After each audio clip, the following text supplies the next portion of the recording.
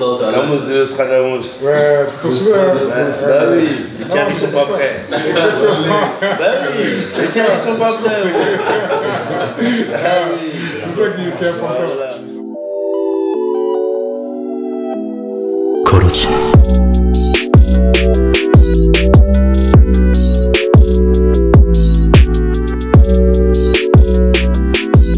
Bon, ok.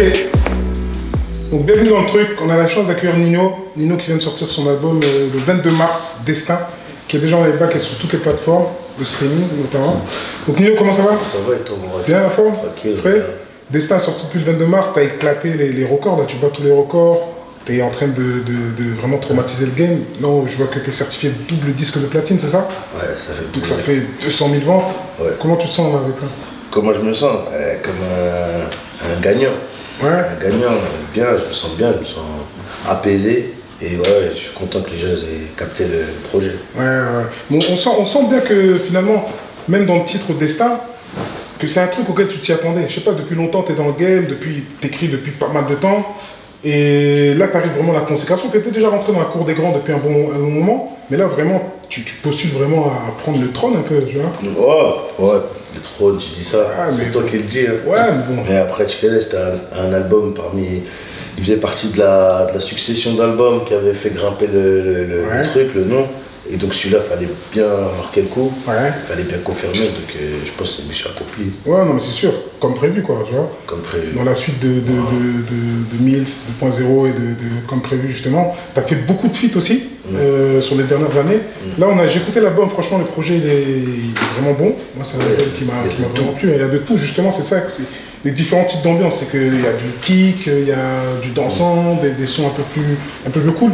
Pour parler des feats, là, moi j'ai découvert un son, là, par exemple Monet avec Fawzia. Ouais.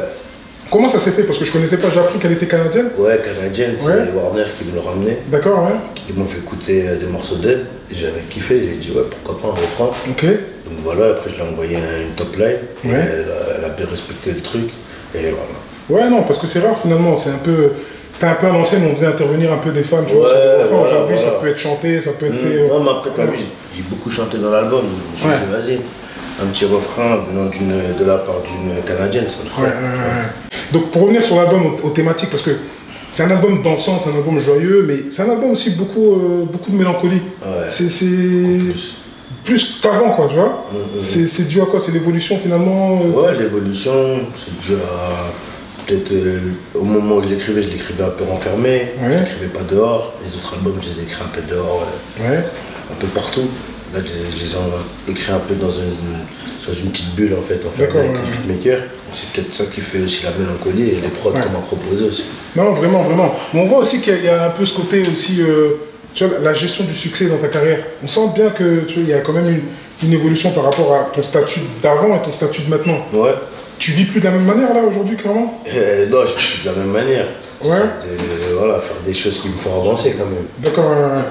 Mais autour de toi, c'est toujours les mêmes qui sont là, les mêmes refrains qui sont toujours proches. Ouais. Parce que l'album il parle aussi beaucoup de trahison, aussi de faire attention à qui peut graviter autour de toi. Ouais, ça va avec le succès. Ouais. Ça va avec le succès dans tous les cas. Si tu as du succès, ça va, dans tes paroles, ça va se ressentir, c'est sûr. Ouais. Mais ça, tu le chantes dans le morceau Big Pack, là.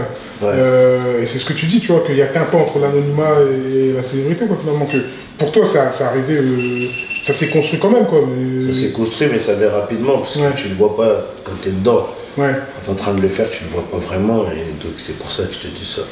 Mais c'est ouf, parce que tu vois, sur le morceau Big Pack, je me dis, Biggie et Tupac, tu vois, Biggie Smalls et Tupac, ils sont carrément morts quasiment à ta naissance, tu vois. Mais toi, c'est des gens avec qui t'as écouté ce genre de musique, etc. J'ai écouté, j'ai écouté, j'ai réécouté. Ouais, c'est ça que je disais. Et les gens m'ont fait découvrir un peu ce.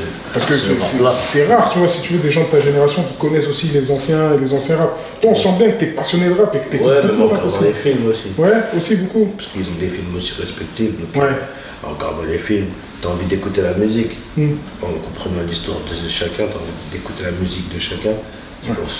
C'est ça d'où vient l'inspiration. Ouais, non, bien sûr. Que ce soit aussi rap français ou rap américain aussi. Tes influences, beaucoup, elles sont de tout. Américain plus des sons connus. Qui passent, qui tournent, mais sinon, voilà. Mais bizarrement, tu vois, on voit que l'album il a pété, parce que là t'es vraiment, enfin je veux dire, t'as battu tous les records, je crois que ça a été l'album le plus streamé là pendant une période, etc. Mais en termes de communication, on te voit pas partout. Je t'ai pas trop vu partout dans les médias, etc. Ouais, après c'est une volonté. Hein. Ouais. Enfin, c'est une volonté de vraiment, pas tout faire.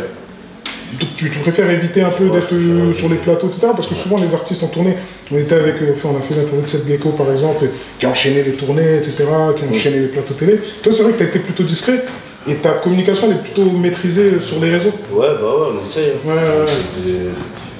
De diffuser nous-mêmes les choses et de faire intervenir des médias assez urbains, concentrés sur le rap, plutôt que d'autres médias qui n'ont rien à voir avec l'urbain et qui vont parler d'autres choses. Ouais, d'accord, ouais. Donc c'est vraiment une volonté, toi, de ne pas trop apparaître.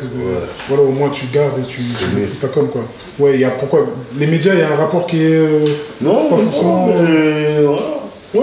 Je préfère être avec des médias urbains qui savent de quoi ils parlent. Ouais, c'est mieux. Je sais que tu vois, tu big up à tous les médias urbains, etc. L'album, tu l'as enregistré, je sais qu'en studio, là, tu l'as enregistré à Marseille, tu es parti dans le sud de la France.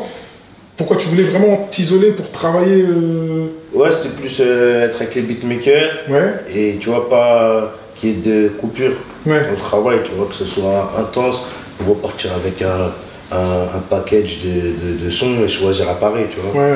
Donc comment tu as travaillé pour cet album-là? C'était vraiment être avec les beatmakers, propose des sons et puis ils t'envoient. Chaque jour, il y avait un son. Chaque jour un son? Chaque jour. Donc en gros, l'album il a été bouclé. Et 10 sons qui ont été faits en 10 jours. Et donc tu avais d'autres sons, parce que justement quand on écoute l'album, on sent que les sons ils sont frais, ils sont actuels, tu vois. C'est pas des sons que tu as pu ressortir d'avant, en tout cas ça se sent pas. Ah, par Goutte d'eau. Goutte d'eau quand même, il datait un peu. Ouais, Goutte d'eau il tardait, et franchement ça faisait longtemps quand même que je l'avais. Et je vais te dire lequel, franchement, Sans peine aussi. Ouais, Sans peine aussi. Longtemps, la vie qu'on mène aussi, je l'avais enregistré avant. Et sinon le reste, ça a été fait là-bas. Ouais, en plus sur le format 17 morceaux, c'est ça? Plus 18, non, il y a un outro, c'est ça? 7 feats. Ouais. C'est quand même un format qui est plutôt long, comparé à ce qui se fait aujourd'hui où les gens sortent des formats courts. Non, même pas, les gens, je vois pas, ils sortent même des doubles albums. Ouais, c'est vrai qu'on voit des gens qui sortent des 9 titres, certains qui sortent des doubles albums, etc. Ouais, c'est vrai que. Non, ça va, 17, c'est le 17, c'est le milieu, quoi. Donc, ouais, et la suite, là, finalement, c'est quoi? Là, sur la lancée, les retours de l'album que tu as eu la suite, c'est une grosse tournée. Tu vois, faire beaucoup de dates de concerts, découvrir la scène. Et la suite, j'ai monté un label, de la production, donc voilà. Ouais, non, mais cette question-là, en fait, cette réponse-là, elle est importante, tu vois, de fait de... Parce que dans ton album, on sent bien que tu as toujours eu besoin de vouloir, et tu le répètes souvent, de vouloir être ce que tu devais être, tu vois. Et en plus, tu vois, par rapport au titre de l'album Destin, tu crois en ce truc-là, en ce truc, il y a des forces qui animent et qui te... cette idée du destin, quoi. Ouais, je crois au destin aussi. Mais après, je crois au destin, un destin assez provoqué, on va dire. Ouais, mais c'est ça qu'il faut dire, parce que derrière, elle travaille aussi, tu vois. Et on sent que tu travailles de manière plutôt acharnée, quoi. Tu vois, et parce que c'est ça qu'on dit souvent, même aux jeunes, quand on discute avec eux, c'est que derrière, si tu veux, la valeur la plus sûre, c'est aussi le travail. Et toi, je pense que en studio, etc., tu travailles dur, fort, quoi. Pour tout, que ce soit prendre l'instru, je me prends la tête sur les textes. Le label, c'est... TTR. D'accord, TTR. Donc là, c'est tout frais, là. Tout frais, ça vient d'être créé. La première signature. D'accord. Parfait, et voilà, ça vient d'être créé. Ok, super. Mais tu sens l'engouement quand même, tu sens que là, tu sais qu'à Lille, là, c'est complet. Ouais. Et depuis longtemps. Donc tu vois, je veux dire que tu as vraiment changé de statut. Toi, comment tu le perçois ça? Parce que là, vraiment, tu es vraiment rentré dans une dimension autre, une dimension nouvelle, quoi, là. Ouais, dimension nouvelle, après, on essaie de gérer.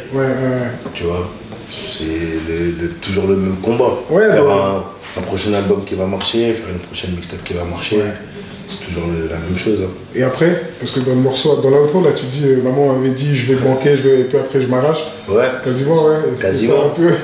si j'ai une porte de sortie par la production, par exemple, qui me permet de, me mettre un peu en retrait et faire profiter des autres personnes qui ont du talent, ça me ferait plaisir. Ouais, donc il y a cette idée aussi, dans le label, de pouvoir développer aussi... Ouais, ça veut pas dire, je continue la musique. Ouais, non, bien sûr.